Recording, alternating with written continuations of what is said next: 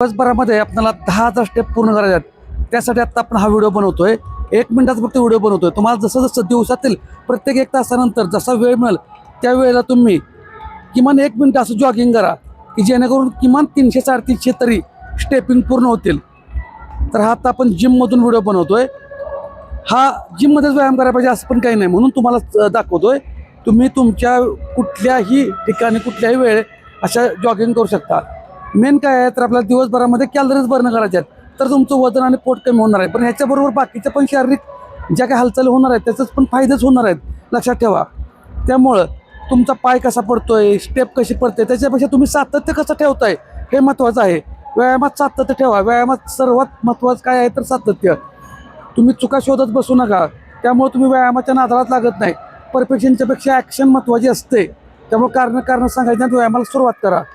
1 minute पूर्ण झालं असेल तर तुम्ही जास्त वेळ सुद्धा करू शकता. जास्त दम लागत असेल, धाप लागत असेल तर थोडं हलकं चालायचं आहे.